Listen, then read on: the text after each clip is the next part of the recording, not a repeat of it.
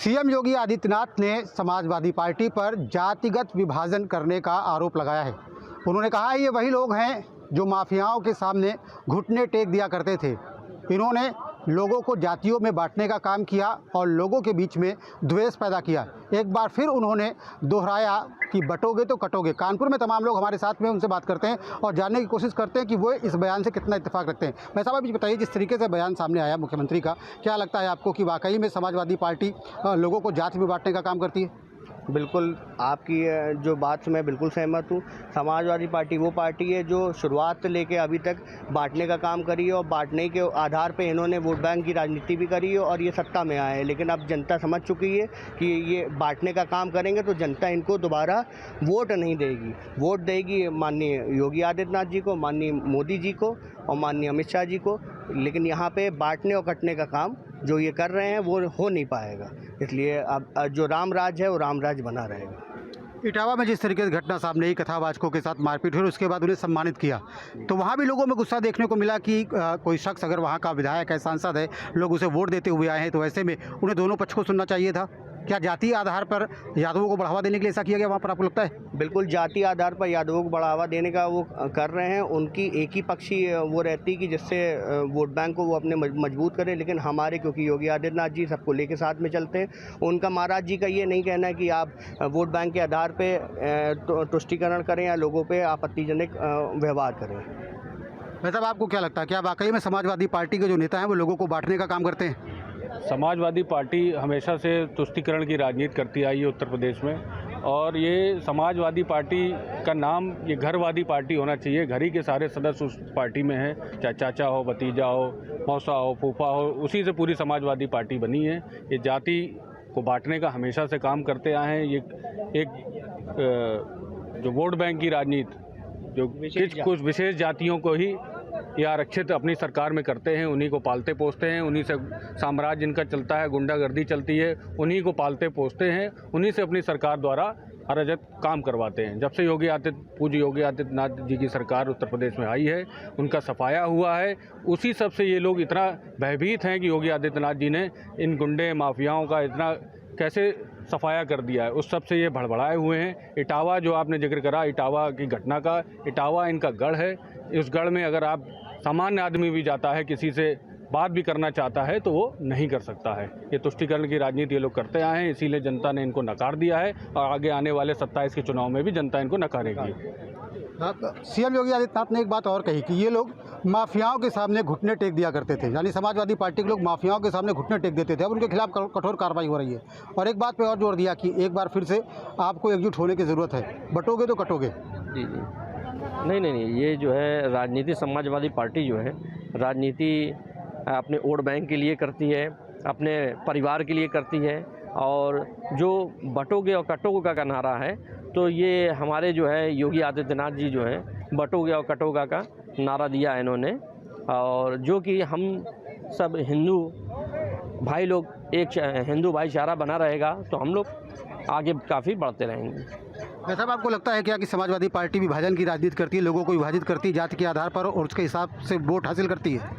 Samajwadi party विभाजन की बिल्कुल राजनीति करती है। अभी हाल ही में अगर आप देखेंगे तो बहुत सारे इनके गंभीर पदाधिकारी जो मतलब अच्छे पदों पर बैठे हुए हैं, वे अपने सोशल मीडिया हैंडल्स और पोस्ट पर ये डाल भी रहे हैं कि यादव वर्सेस सवर्ण। अगर आप इस तरह से देखेंगे कि यादव वर्सेस सवर्ण, मतलब उनमें से कई पदाधिकारियों को मैं नाम नहीं लेना चाहूँगा, उन्होंने अपनी पोस्टें डालने के बाद उनको डिलीट करने का भी काम किया। समाजवादी पार्टी आज से नहीं, बहुत लंबे समय से लगातार मुस्लिमों और यादवों को लेकर जो तुष्टीकरण की राजनीति लगातार करती रहती है और हम लोगों को आपस में ही लड़ाने का कार्य करती रहती है। तो ये बिल्कुल ठीक बात है कि वे विभाजन की राजनीति कर रहे हैं। क्या लगता है कि इटावा की जो घटना हुई उसके बाद भी लोगों को जाति के आधार पर बांटने की कोशिश की गई समाजवादी पार्टी के द्वारा?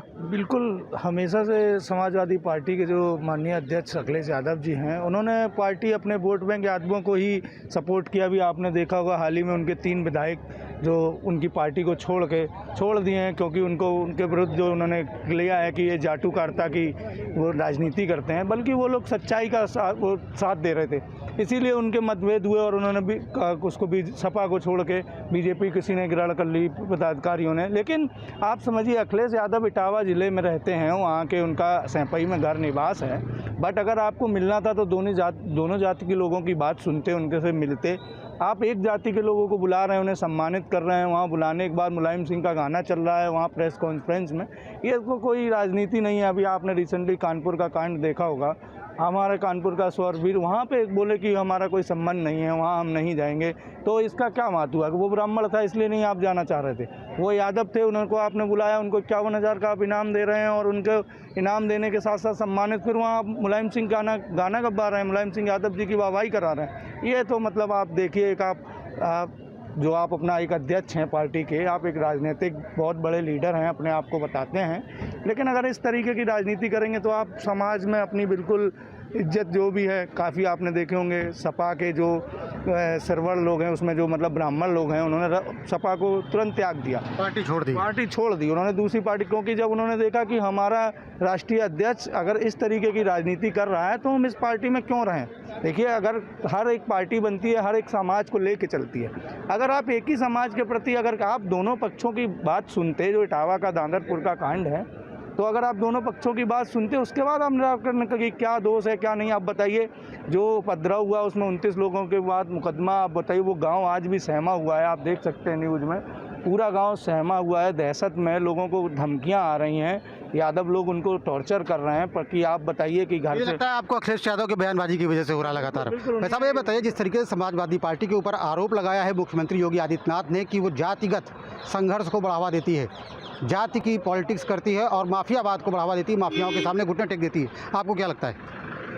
मुझे लगता है कि भारतीय जनता पार्टी सनातन की बात करती है, वो कभी जात की बात नहीं करती है, वो सबका साथ सबका विकास की बात करती है। इसलिए जो जात की बात नहीं होनी चाहिए भाई। अगर जो इटावा वाली घटना है उसमें 2-2 आधार कार्ड सामने आए हैं, तो निश्चित रूप से अगर मेरी जात यादव है या मैं पाल हूँ या प्रजापति हूँ या ब्राह्मण हूँ, तो मुझे अपनी जात को बतानी चाहिए। उसके आप बता के आप किसी भी जात का व्यक्ति कथा कर सकता है, उसमें कोई किसी को कोई बुराई नहीं है, लेकिन जात छुपाना भी एक अपराध है। जो हमारी पहचान है उसको उजागर करके बताना चाहिए, इसमें किसी को कोई आपत्ति नहीं। आपको लगता है समाजवादी पार्टी ने माफियावाद को बढ़ावा दिया, माफियाओं के सामने घुटने टेके? देखिए एक बात तो कहेंगे, हम किसी पार्टी की बात नहीं करेंगे, लेकिन योगी राज में माफिया राज खत्म हुआ है, इसमें कोई दो राय नहीं। दंगे फसाद खत्म हुए हैं, जो अपराधी किस्म के लोग हैं वो आज जेलों में हैं, ये इसमें हम कहना चाहेंगे। निश्चित रूप से योगी सरकार में अच्छा काम हो रहा है। सीएम योगी आम लोग हैं जिनका साफ तौर पर कहना ये है कि समाजवादी पार्टी में न केवल माफियावाद को बढ़ावा दिया गया, बल्कि लोगों को जातियों में बांटा गया। वो कहीं ना कहीं सीएम योगी आदित्यनाथ के बयान से इत्तेफाक रखते हैं। सियासी चौक के इस खास कार्यक्रम में हम हैं वाराणसी में, और आज बात हो रही है कि जिस तरीके से मुख्यमंत्री योगी आदित्यनाथ जी ने कहा है कि समाजवादी पार्टी लगातार बांटने का काम कर रही है। एक तरफ तो जब सत्ता में थी तो माफियाओं के लिए काम करती थी, और अब लगातार जाति के नाम पर बांटने का काम हो रहा है। उन्होंने साफ तौर पर नारा भी दिया था कि बटोगे तो कटोगे और एक रहोगे तो नेक रहोगे। ऐसे में बनारस की जनता क्या सोचती है, हम सीधे उनके पास चलते हैं। जिस तरीके से समाजवादी पार्टी के ऊपर आरोप लगता रहा, खुद मुख्यमंत्री कहते रहे कि जाति के नाम पर लगातार बांटने का काम हो रहा है, किस तरीके से देखते हैं आप लोग? देखिए, जाति के नाम पे बांटने का काम तो शुरू से होता रहा है ज़रूर, लेकिन माननीय मुख्यमंत्री जी की सरकार में इस चीज़ पे काफ़ी रोक लगाया गया है। और एक देश का सबका साथ सबका विकास का जो नारा है माननीय प्रधानमंत्री जी का, उसी दिशा में माननीय मुख्यमंत्री जी काम कर रहे हैं और हम लोग भी उसी दिशा में हैं, और सोच भी बहुत पॉजिटिव है, और इसी सोच के साथ हम लोग 2027 में वापस फिर से आएंगे। देखिए, ये तो आने वाला वक्त बताएगा। आप लोग व्यापारी भी हैं, कुछ काम करने वाले लोग भी हैं। आम जनता के मन में क्या आता है जब आम जनता इस तरह की बातें सुनती है कि जातीयता के नाम पर आज जब हम चांद पर जा रहे हैं, दूसरे ग्रह पर जा रहे हैं, फिर भी आज जात के नाम पर बांटने की जो बात होती है, ये किस तरीके का भावना आपके मन में लेकर आता है? ये जैसे आपने कहा कि हम सब व्यापारी हैं, तो हम सब व्यापारी गण जब व्यापार करते हैं, चाहे देश में करें विदेश में करें, तो हम कभी जात पात नहीं देखते। ना हम हमारे जो निचले स्तर हैं उनके लिए देखते हैं, ना बराबर वालों के लिए देखते हैं, ना ऊपर वालों के लिए देखते हैं। हम व्यापार देखते हैं। और यही चीज़ हमारे देश में हमारे प्रधानमंत्री और मुख्यमंत्री जी ने भी की कि विकास के ऊपर हम काम करें, विकास के ऊपर सोचें। और जाति जैसी चीज़ें समाजवादी पार्टी के जो मूल्यांकन जिनके फाउंडेशंस पे वो खड़े हुए थे, शायद वो लोग भूल गए हैं कि वो किस फाउंडेशंस के लिए और किन लोगों के लिए उन्होंने अपनी पार्टी का इजाद किया और वो किए। तो ये छोटी राजनीति स्तर पे काम करना मेरे हिसाब से नहीं अच्छी बात है, और विकास के ऊपर हमको काम करना चाहिए। स्वामी रैदास जी का भी एक बड़ी अच्छी पंक्ति है कि जात जो वाला है कि सब प्रभु के पात हैं, और हम सब प्रभु के, हमारे वेदांत भी यही सिखाता है कि हम सब में प्रभु हैं और सब हम प्रभु को देखें। और हरिजन हम सब हैं, हम सब हरि के जन हैं, और कोई जात पात के ऊपर हमें अब समय है कि भारत को जात पात के ऊपर बढ़ के और रिलीजन, कास्ट, इन सब के बायसनेस को छोड़ के हमें आगे बढ़ना है डेवलपमेंट के ऊपर, और स्किल्स को डेवलप करके अपने देश को आगे बढ़ाना है। बात जब आती है चुनाव की, तो लगातार जो पॉलिटिकल पार्टीज़ हैं वो इसका फ़ायदा उठाना चाहती है। कैसे वोट जो है अधिक से अधिक उनकी पार्टी में कास्ट हो, इसके लिए वो किसी तरीके के सहारा लेती है। अब लगातार जिस तरीके से सपा पर आरोप लग रहा है, खुद मुख्यमंत्री जी कह रहे हैं कि जातीयता के नाम पर लोगों को बांटा जा रहा है, कहीं ना कहीं इसमें लोगों को तोड़ा जा रहा है। किस तरीके से देखते हैं आप? लोगों को ये समझना चाहिए कि इस कार्यकाल में उनको क्या लाभ मिला है। अगर वो थोड़ा सा विचार करें कि हमको क्या प्राप्त हो रहा है, क्या योगी जी हमारे लिए कर रहे हैं, हमारे परिवार के लिए कर रहे हैं। आप ये थोड़ा सा पीछे जाके ये सोचिए कि कोरोना के पीरियड में भी सबको दाने दाने को सबको दिया गया, तो योगी जी ने सभी के लिए कुछ न कुछ पॉजिटिव कार्य किया है और करते रहते हैं। वो अग्रसर हैं, रात दिन काम कर रहे हैं, सुबह शाम हम लोग के लिए ही कार्य कर रहे हैं, और हम लोग उसका परिणाम ये देख रहे हैं कि आज हम लोग एक अच्छे शहर में, अच्छी हवा में अच्छा जीवन पा रहे हैं। और इसमें जाति को तो बीच में लाना ही नहीं चाहिए। जाति क्यों बीच में आ रहा है? भला तो सभी का हो रहा है, किसी भी वर्ग से आप हैं, सबका डेवलपमेंट हो रहा है, तो इंटरनल हर कोई इसका लाभ पा रहा है। तो हम तो पूरी तरह से सहयोग करेंगे उस नेता को जो अपना जीवन हम लोग के लिए दे रहा है, रात दिन हमारे लिए लगा रहा है। तो क्यों ना हम उसको 2027 में फिर से खड़ा करें कि वो हमारे आगे के बच्चों के लिए नींव बन रहा है।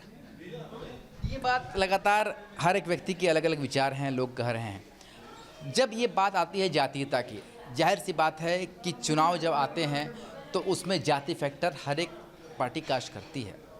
पर जिस तरीके से सपा लगातार जातीयता पे बांटने का काम कर रही है, खुद मुख्यमंत्री भी ये बातों कह रहे हैं कि अब वो समय नहीं है कि हम जातीयता में बंट कर रहें, बल्कि एक रहें, यही हमारा समय है, यही और समय की मांग है। किस तरीके से आप लोग देखते हैं? जी, अगर हम इस बात पे ध्यान दें, अब व्यापारी वर्ग से हम आते हैं, तो उसका नेतृत्व करते हुए यही बोलना चाहेंगे कि अगर आप देखें, व्यापारी कभी जात पात देख करके व्यापार नहीं करता, व्यापार हमेशा सबको समान तरीके से देखता है। अब हम अगर आज से ज़्यादा नहीं, कुछ 10-15 साल पहले की बातें करें, तो व्यापारी बनारस में ही बहुत खुले तौर पे नहीं घूम सकता था। कई बार तगादा उतार के आते वक्त तो व्यापारी से छीना झपटी होती थी, या इस तरह की चीज़ें या वारदात होते थे। आज वो वारदात बिल्कुल ख़त्म हो गए हैं।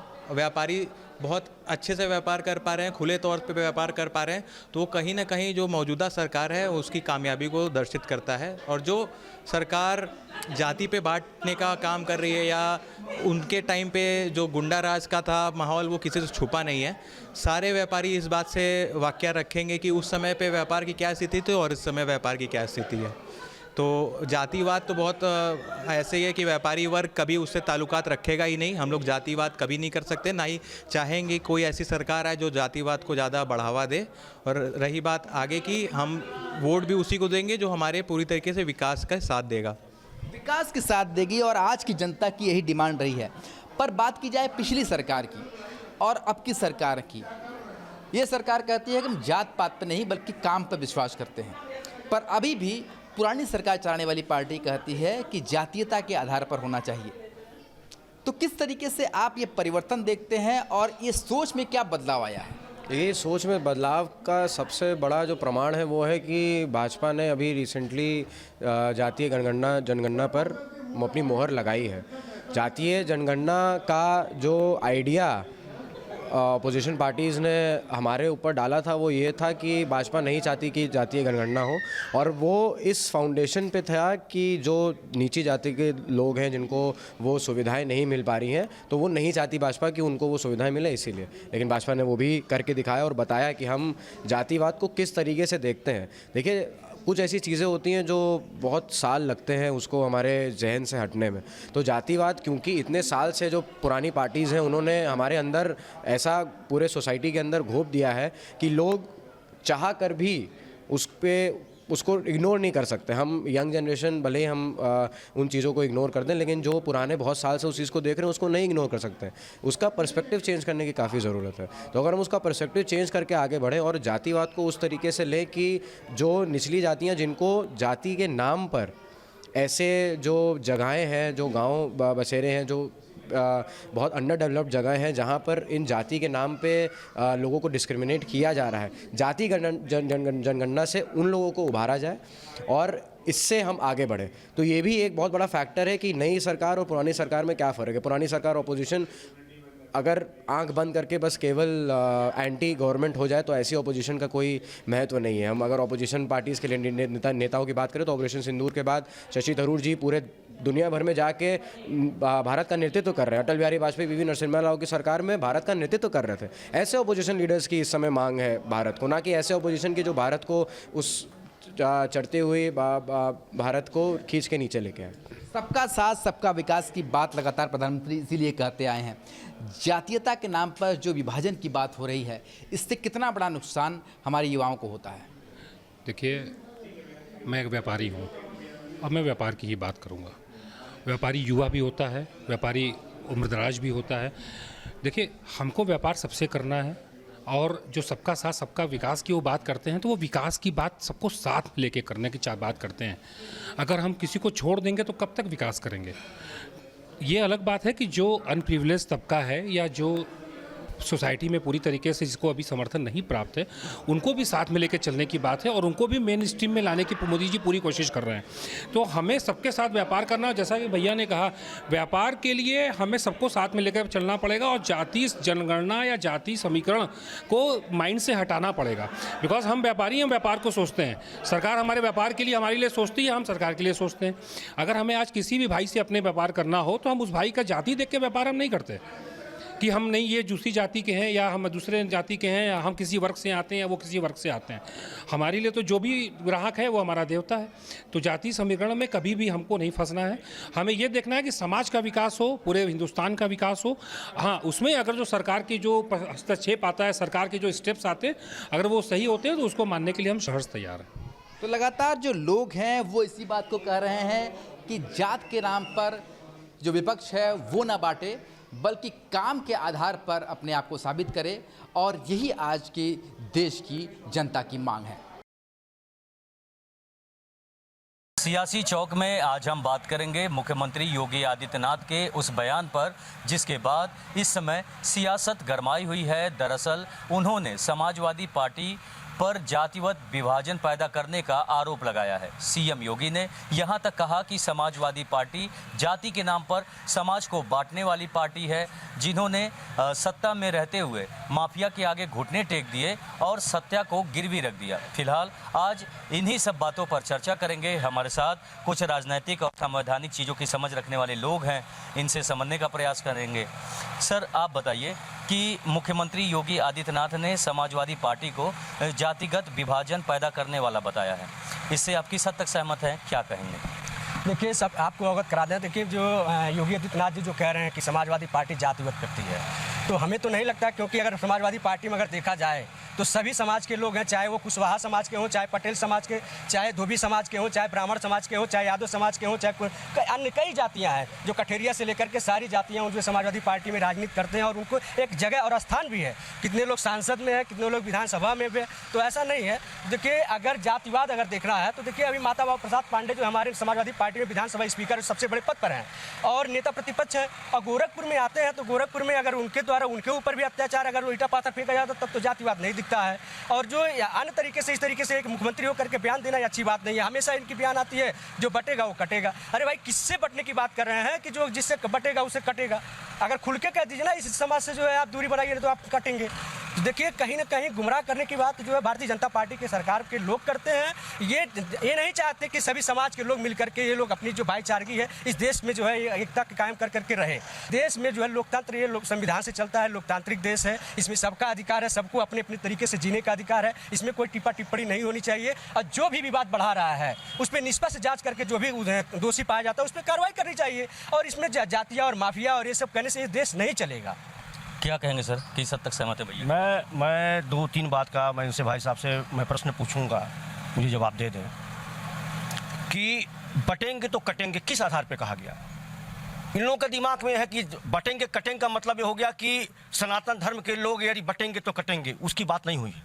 योगी जी ने ये कहा है कि बटेंगे कटेंगे क्यों कि हमारे यहाँ महाराणा प्रताप को मारा गया, हमारे यहाँ शिवाजी को मारा गया। क्यों मारा गया? जब हम बटे और तब वो कटे।